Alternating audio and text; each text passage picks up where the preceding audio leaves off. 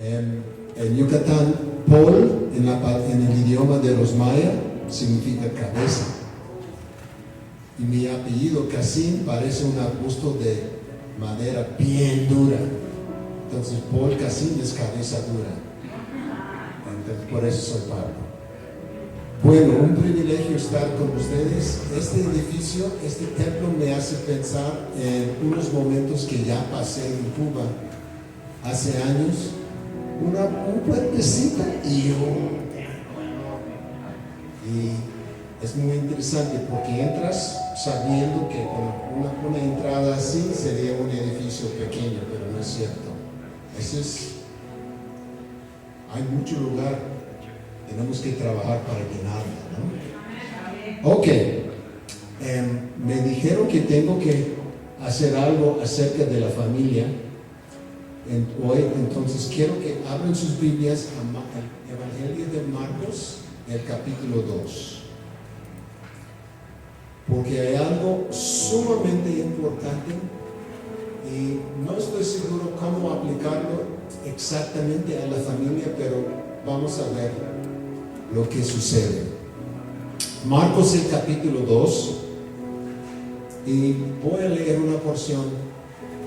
El pasaje dice: entró Jesús otra vez en Capernaum. Después de algunos días se oyó que estaba en casa. Entonces está hablando de un momento en la vida de Jesús, cuando él entró a Capernaum y entró a la casa. Y algo sucedió. Dice que trajeron a él un paralítico, alguien que no podía caminar, no tenía el uso de las extremidades de su cuerpo, y dice que lo trajeron a Jesús por medio de un hoyo que abrieron en el techo y bajaron en un lecho este hombre que no podía caminar. Y Jesús miró a este hombre, versículo 5, dice: hijo, tus pecados te son perdonados. Tienen que pensar en este hombre que había pasado quién sabe cuánto tiempo paralizado, sin la habilidad de caminar. Entonces su preocupación en este momento no creo que fue sus pecados. Había escuchado que Jesús sanaba a los enfermos, entonces quería ser sanado. Entonces el pecado es otro asunto. Entonces, hijo, tus pecados te son perdonados. Y mira cómo respondieron. Allá dice que estaban ahí sentados algunos de los escribas. Los escribas eran como abogados. Los escribas eran las personas encargadas de asegurar que la doctrina que enseñaban y predicaban seguía la ley de Moisés. Entonces llegaron los escribas para calificarlo, para decir: haz bien, lo hagas bien. Entonces dice: estaban ahí sentados algunos de los escribas, los cuales cavilaban en sus corazones. En otras preguntas, tenían preguntas. Querían saber por qué habla él así. ¿Por qué habla así? Blasfemias, dice. Ellos lo calificaron como alguien que hacía blasfemias. ¿Quién puede perdonar pecados sino solo Dios? Tenían una pregunta, y la verdad es, la pregunta es correcta. Solo Dios puede perdonar pecados, pero aquí están allá para ver. Mira, había sanado un leproso, había un enorme grupo de personas que respondieron cuando Jesús hizo eso. Entonces llegaron ellos para ver: ¿qué está pasando con este Jesús? No lo conocemos y mira lo que está haciendo. ¿Quién puede perdonar pecados sino solo Dios? Entonces Jesús, conociendo sus corazones, respondió con una pregunta. Dice: ¿por qué caviláis así en vuestros corazones? ¿Qué es más fácil? ¿Decir al paralítico: tus pecados te son perdonados? ¿O decirle: levántate, toma tu lecho y anda? Ok, alumnos, ¿cuál es más fácil? Es una pregunta para ustedes. decir tus pecados te son perdonados o anda? ¿Cuál fue más fácil? No te preocupes, no muerdo, no voy a... Nada de eso. Quiero saber qué piensas.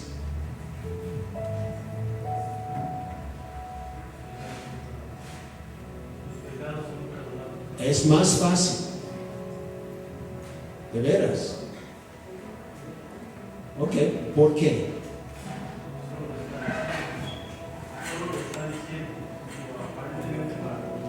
Ok, pero ¿cuál es la prueba de la veracidad de su palabra cuando Él dice, levántate, toma tu lecho y camina? O tus pecados te son perdonados.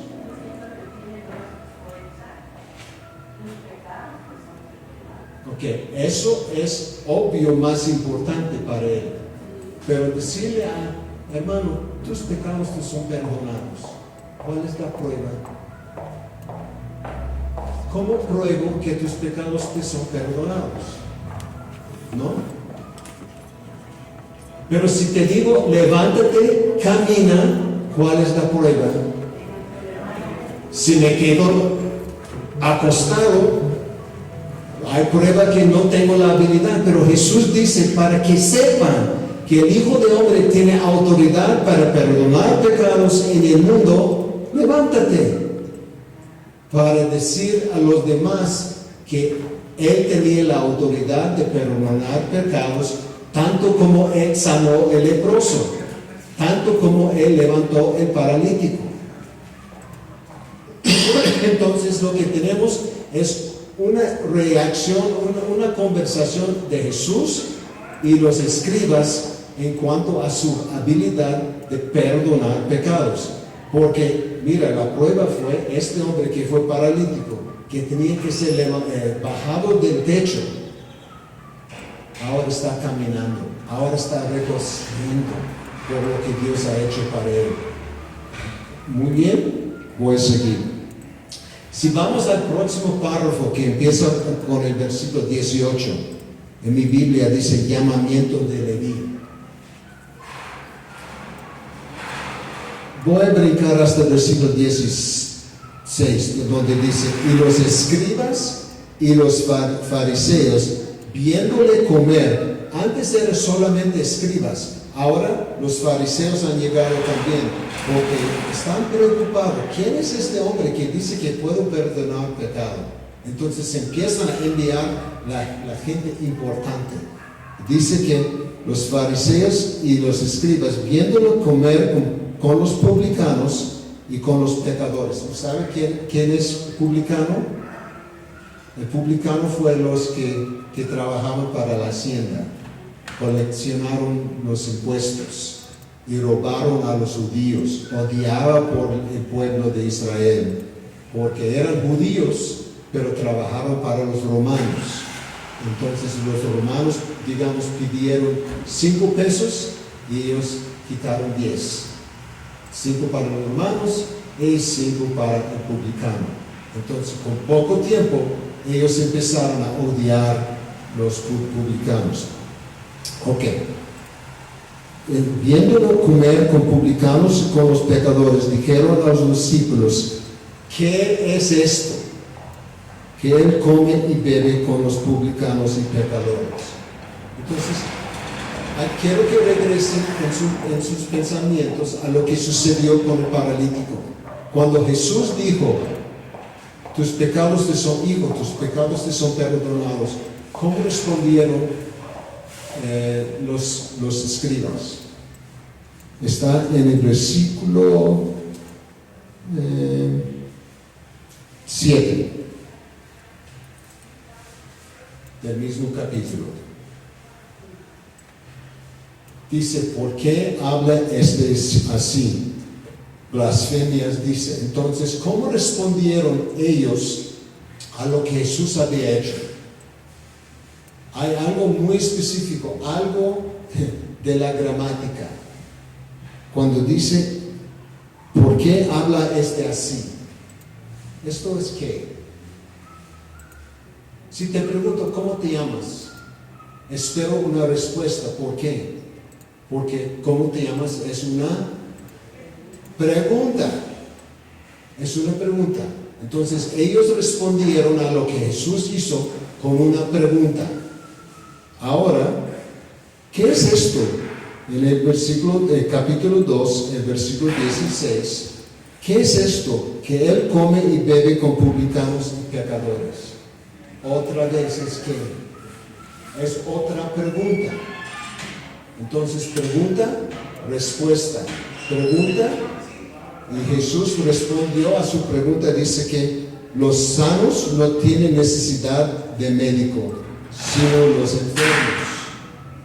No he venido a llamar a justos, sino a pecadores. Entonces ellos llegaron con una pregunta. Queremos saber más. Explícanos lo que está pasando, porque lo que está haciendo ahora va en contra nuestro reglamento cultural.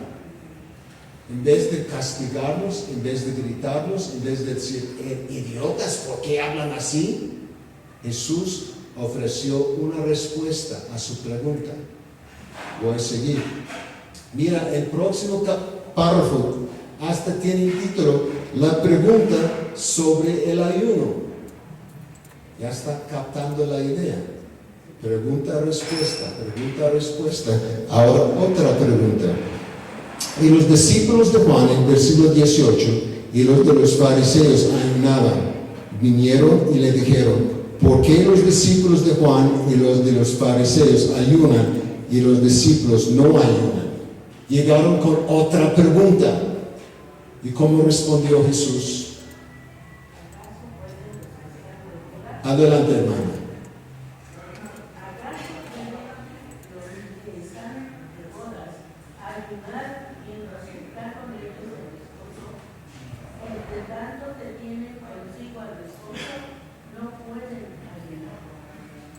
Pero vendrán días cuando el esposo les será quitado, y entonces en aquellos días ayunarán.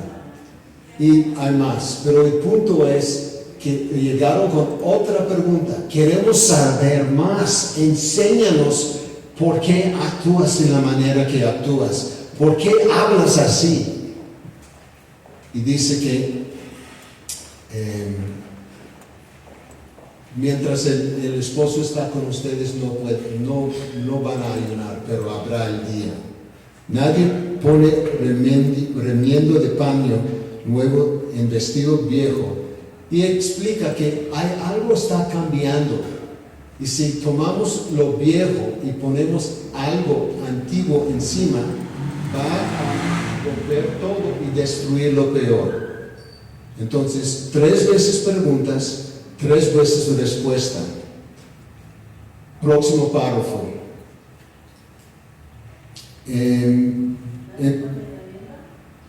Perdón. De paño nuevo en vestido viejo. De otra manera, el mismo remiendo nuevo tira de lo viejo y se hace peor la rotura. Entonces está hablando de las costumbres y las prácticas que tenían ellos. Y dice, mira, si intentas aplicar el evangelio que estoy predicando, lo que yo estoy ministrando en este momento, sobre todas sus prácticas antiguas, va a terminar peor que antes. Va a destruir todo. Ok.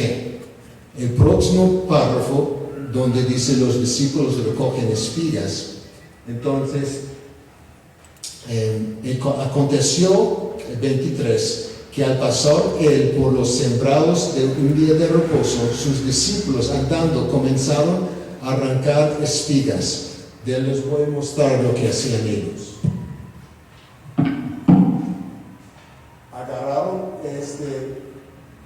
creo que era trigo, y empezaron a ponerlo en la mano y mover las manos para quitar los granos de trigo y comer eso. Pero según la práctica de los rabinos, esto en el día de reposo fue trabajar. Y según ellos, trabajar en el día de reposo no fue permitido. Entonces ellos llegaron con una pregunta. Entonces los 24, los fariseos le dijeron, mira, ¿por qué hacen en el día de reposo lo que no es lícito? Trabajar en el día de reposo según los rabinos no es lícito.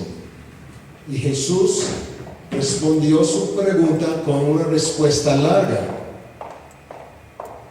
Mira. Pero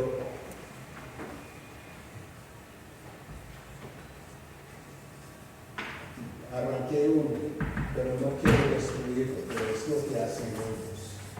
Para quitar los granos de todo esto. ¿Ok? Pero eso según los rabinos fue trabajar. Mira, la ley de Moisés dice que no es permitido trabajar en el día de reposo. Entonces la pregunta del rabino es, ok, está bien, estoy de acuerdo, pero ¿qué significa trabajar? Y empezaron a inventar reglamentos extraños. Por ejemplo, en el día de reposo, según los rabinos, podía agarrar su hijo, levantar su hijo del piso, mientras no cargaba una pelota.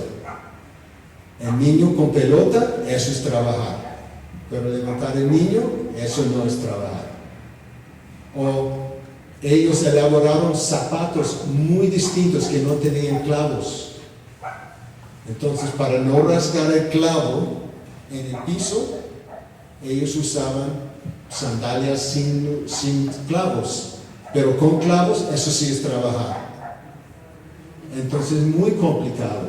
Hay otra ley, por ejemplo, no puedes comer la carne de bebé en la leche de la mamá. Hablando de vacas. ¿Ok? Pero por eso el judío hasta hoy no come queso, hamburguesa con queso, porque no sabe de dónde viene la leche que produjo el queso. Y puede ser la leche de la mamá y la carne del bebé. Entonces, elaboraron miles y miles de detalles que no son permitidos. Entonces, tenemos aquí, en el día de reposo, los discípulos de Jesús haciendo lo que los rabinos habían dicho que no es permitido. Entonces llegaron con otra pregunta. ¿Por qué hacen en el día de reposo lo que no es lícito? Es el versículo 24.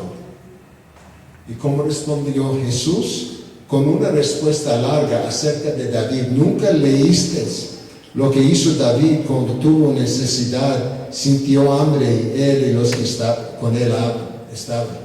Entonces explicó que para entender el motivo de la ley hay que revisar lo que está en el Antiguo Testamento. David, en un sentido, rompió la ley de los rabinos, pero no la ley del Antiguo Testamento. Porque el deseo de Dios no fue decir que no puedes usar sandalias con clavos o no tiene que comer queso, hamburguesa con queso. Era para decir otra cosa. Entonces, y terminó con el día de reposo fue hecho por causa del hombre y no el hombre por causa del día de reposo. Entonces las leyes que Dios nos dieron fue para bendecir, para levantar, pero por fin llegó. Hemos visto en cuatro ocasiones un grupo llegó con una pregunta. Y 4 veces Jesús no castigóles por su pregunta, sino contestó la pregunta. Ofreció más información. Les ayudó a entender qué es el deseo de Dios. Y es muy importante. Lo voy a aplicar a la familia. Van a ver que tenemos 3 hijos. Y ya no tanto, pero cuando eran pequeños, papi, todo el día. Quiero preguntarte algo, papi. Y más. Y es muy fácil perder la paciencia y decir, ya, basta con eso. Pero si queremos imitar el estilo de enseñanza de Jesús, tenemos que dar la bienvenida a las preguntas, porque ¿cómo van a saber si alguien tiene interés? Como maestro, ¿cómo sé si mis alumnos están dormidos o me siguen con lo que estoy diciendo? Si tienen una pregunta, es una señal de que, primero, están escuchando, segundo, no entiendo todo lo que digo, y tres, quieren más información. Y el niño llega con la misma cosa. Y cuando tratamos de cerrarlos, tratamos de ¿cuál es la palabra? Pues más con los jóvenes cuando hacen preguntas de sus dudas de la fe y de todo eso, como que lo vemos una falta de respeto a Dios. Y también tenemos miedo cuando el joven, alguien que 15, 16 años, llega con una pregunta, con una duda. ¿Sabe qué? Quiero ser muy honesto. Nunca dudaba mi fe antes de creer. La duda es solamente para los creyentes. Y si somos honestos, hay momentos cuando nosotros, los fieles que decidieron venir a la escuela dominical, hay momentos cuando tenemos dudas. El ateo, por ejemplo, que no tiene dudas es un idiota. Porque el que dice que todo lo que hay es lo que veo, no hay nada más, no hay vida eterna, no hay Dios, nada de eso, es ridículo. Pero como creyente, el día que empecé a creer en Jesús es el día que empecé a tener dudas. Pero Jesús nunca me rechaza mis preguntas. Nunca me dice, ¿por qué piensas así? Dice, es interesante la pregunta, quiero ayudarte a entender. Y es muy importante no rechazar las preguntas de los jóvenes, bueno, de cualquier persona, pero más con los jóvenes en la casa. Porque hay momentos, y hemos visto tantas veces, que un joven empieza a expresar sus preguntas y los papás cierran la puerta. Es incrédulo, no quiere nada de Dios. Entonces, tenemos que orar, tenemos que ayunar para que cambie. Bueno, no. Tiene que amar y tiene que ofrecer una respuesta. Si no tiene la respuesta, llame a su pastor. Porque él puede, si no sabe, él sabe dónde puede conseguir la respuesta. Sabe cómo ofrecer algo a sus pastores. Porque hay momentos cuando, bueno, es suficiente. Pero es la idea. Pero quiero llevarlos al capítulo 3. Pero antes de hacer eso, quiero decir que espero que no voy a tropezar a nadie, no poner un obstáculo en su fe. Pero no sé si han notado. Miren cómo empieza todo. Capítulo 2 dice, entró Jesús otra vez en Capernaum. ¿Okay? En 13 dice, después volvió a salir al mar. ¿Cuándo? ¿El mismo día? ¿Después de unos días? No dice. Dice después. Si bajamos a la pregunta sobre ayuno, los discípulos de Juan y los fariseos ayunaban, vinieron y le dijeron, ¿cuándo? No dice cuándo. Y creo que lo que tenemos históricamente dice que el Evangelio de Marcos es lo que Marcos escribió de los sermones de Pedro, porque no hay Evangelio de Pedro. Pero lo que tenemos es un recuerdo de los mensajes de Pedro, que Marcos organizó y puso en esta forma. Entonces, lo que estoy tratando de mostrar es que en este capítulo tenemos 4 ocasiones cuando hay un encuentro entre Jesús y algunos que tienen preguntas. Y Marcos organizó los sermones de Pedro, o Pedro lo organizó, no estoy seguro, pero no estamos hablando de un día o 2 días o una semana en el ministerio de Jesús. Estamos organizando todo lo que está aquí según el tema del encuentro entre Jesús y la gente con preguntas. ¿Voy bien? Ok. Ahora capítulo 3. Otra vez. ¿Cuándo? No dice el día, no dice cuánto tiempo pasó. Otra vez entró Jesús en la sinagoga y había allí un hombre que tenía seca una mano. Entonces, entiende el concepto de una mano seca, paralizada, no funcionaba, no podía agarrar nada. Entonces, trató de levantar el agua y se cayó porque no funcionaba la mano. Y le acechaban para ver si en el día de reposo le sanaría. Algo ha cambiado, porque la primera vez que llegaron con una pregunta, la segunda vez llegaron con una pregunta, la tercera vez con una, y hasta la cuarta vez, pero es la quinta vez. Y ahora no vinieron para preguntarle, vinieron para qué? Para criticar, para acecharlo. Entonces querían ver hasta dónde va a llevar este asunto que está hablando. Querían ver, va a sanarle el día de reposo, porque eso tampoco fue permitido. No, ellos no podían sanar en el día de reposo. Entonces dijo al hombre que tenía la mano seca, levántate y ponte en medio. Entonces tienes este hombre y tenía la mano seca, no funcionaba. Piénselo por un momento. No tengo tortilla conmigo, pero ustedes saben que cuando están comiendo con tortilla necesitan las manos. Hay una tortilla en la cocina. ¿Me puedo? ¿No? Ok.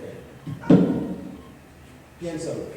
Cuando llegamos a México, yo usaba la tortilla como un gringo. Lo doblaba, puse todo adentro. Después mis hijos llegaron de la escuela, me enseñaron cómo enrollar, hacerlo rápido. Había concurso de quién podía hacer.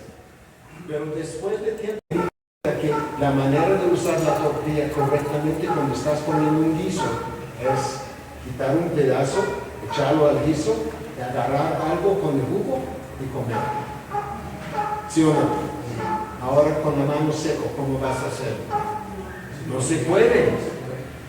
No se puede. Y más, necesitas 2 manos. Y lo peor, no estoy predicando, no estoy enseñando de Lucas, pero Lucas dice que el problema del hombre fue la mano derecha. Imagínate un hombre derecho que no podía usar su mano derecha y tenía la mano izquierda, que en el mundo antiguo fue inmunda. ¿Sabe por qué? Había un solo uso de la mano izquierda. No había papel higiénico. Entonces, esta mano no era inmunda y esta mano no funciona. Entonces, este hombre, ¿cuántos años había pasado sin el uso de las 2 manos? Imagínate un mexicano sin 2 manos, una mano inmunda y la otra que no funcionaba, por 1 año, 2 años, sin comer con su familia, sin sentarse en la mesa con su abuelo, con sus tías, con toda la familia, porque era inmundo el hombre. Entonces Jesús llama al hombre y dice, ponte en medio. El hombre se puso de pie y en vez de decir, esconde la mano porque está la fuente de todo lo malo en tu vida, dice, extiende la mano, enséñame toda la pena que has tenido por esta mano que no funciona. Cuando lo hizo, abrió la mano. Entonces, regresando al texto, Jesús hizo, ahora la pregunta es de Jesús en el versículo 4. ¿Es lícito en los días de reposo hacer bien o hacer mal? ¿Salvar la vida o quitarla? 4 veces ellos llegaron con una pregunta. 4 veces llegaron ellos con una pregunta. 4 veces Jesús ofreció una respuesta. Ahora Jesús tiene la pregunta. ¿Y cómo respondieron ellos? Callados. Callados. A veces como maestros y papás pensamos que el silencio es una bendición de Dios. Pero la verdad es, sin una respuesta no sabemos qué están captando, qué necesitan, qué más información necesitan. Y ahora Jesús les pregunta, ¿es lícito hacer en los días de reposo algo así? Pero ellos se callaban. Entonces, ¿y cómo respondió Jesús al silencio? Se enojó Jesús. El Hijo de Dios se enojó. Que tenían un corazón duro. Es cierto, pero la prueba de la dureza fue ¿qué? No, cuidado, está en el texto. La prueba de la dureza de su corazón fue ¿qué?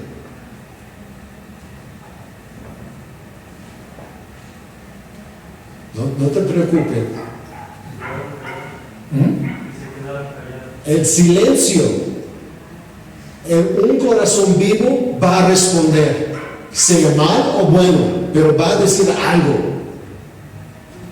Pero esta gente que no respondieron nada, es la prueba, era la prueba de la dureza de su corazón. Entonces, ¿cómo lo aplico a mi vida? ¿Cómo aplico a la manera de criar hijos? Si tengo una pregunta y mis hijos se quedan callados, ay, gracias a Dios, silencio en la casa por fin. Pero el silencio puede ser una prueba de la dureza de su corazón, que no quieren saber más. Papi, estoy harto de la iglesia, no quiero regresar, voy a alejarme de eso. Y la tendencia en este momento es decir, es un pagano, no sé por qué pasó, porque lo llevé a la escuela dominical. La idea, hermanos, es que tenemos que, para desarrollar la comunicación de la casa, tenemos que ser preparados para provocar, para despertar preguntas y recibir las preguntas sin juzgar. El problema es que sentimos inadecuados para contestar las preguntas. Y repito, por eso tiene pastor.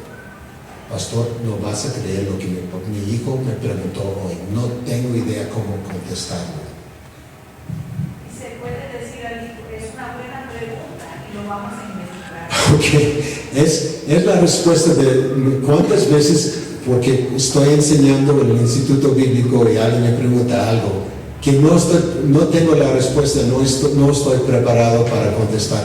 Mi respuesta es, buena pregunta, regreso mañana para explicar todo y voy a la casa para investigar o llamar a alguien que sabe más que yo. Pero el punto es, no hay nada mal que decir. Mira, otra cosa. Voy a decir mínimo 10 años, quizás más, estaba en la ciudad de Holguín, en Cuba, dando clases a 48 cubanos estudiando a nivel de maestría para ser pastores preparados. Y alguien hizo una pregunta y había enseñado toda la semana, 32 horas de enseñanza, con mucha información, con todo lo que había preparado. Y creo que, sin hartarme, yo creo que los alumnos se habían quedado con la boca abierta porque nunca habían escuchado tantas cosas buenas. Y alguien hizo una pregunta y mi respuesta fue, no sé, tengo que investigar. Y el pastor de la iglesia se puso de pie para decir, no van a creer no creo lo que acaban de escuchar. Este hombre que nos han dado tanta información, tanta enseñanza, tantas cosas que conoce, dijo que no sabía, que tenía que estudiar más. Entonces decir a tus hijos, saben que no tengo la respuesta, pero sí tengo idea de dónde puedo encontrarla. Eso no es mal. No estoy diciendo que no soy capaz de aprenderlo, no tengo la habilidad, que soy un tonto que está aquí enseñando sin preparar. Nada que ver. Estoy diciendo que si no tiene respuesta, es mucho mejor decir que no sé, pero lo voy a encontrar, que decir, es una pregunta tonta. Entonces es muy importante eso. Entonces, Jesús, mirándolo alrededor con enojo, entristecido por la dureza de sus corazones, dijo al hombre, extiende la mano. Y así fue sanado. Y para nosotros, como pentecostales, el mensaje de la sanidad es importante, porque es algo en que creemos nosotros. Pero extender la mano significaba que tenía que mostrar lo que había provocado toda la pena en su vida. No tenía la habilidad de comer con su familia, no tenía que esconder su mano para que nadie lo viera. Y ahora Jesús dice, enséñamelo. Entonces, para ustedes, para terminar con mi enseñanza, quiero decir que en la vida de cada persona que conozco hay algo que queremos ocultar, que queremos esconder y no mostrar a los demás. Y lo que Jesús está diciendo es, enséñame. No tengo miedo de tus problemas. Estoy hablando como si fuera yo Jesús. No tengo problemas con tus problemas. No tengo miedo de tus problemas. Enséñame. Porque sacándolo a la luz es como lo puedo ayudar. Guardándolo en el bolsillo es tu problema. O como decían en el sureste, muy tu problema. Oramos, hermanos. Te doy gracias, Padre, por tu palabra y lo que enseñas a nosotros por medio de tu palabra. Gracias a los hermanos aquí que están aquí para aprender más de ti, que tenemos tu palabra que nos guía, que nos instruye, que nos enseña el camino.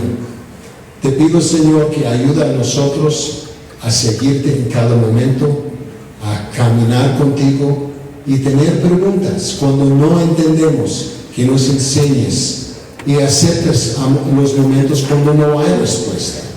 Te pido, Señor, que confiemos en ti, que pongamos nuestra atención en tu palabra y lo que nos enseñas, y ayudas a los pastores de esta iglesia, Señor, ser los que enseñan, los que instruyen a toda la congregación en cada momento. Te lo pido en el nombre de Jesús. Amén.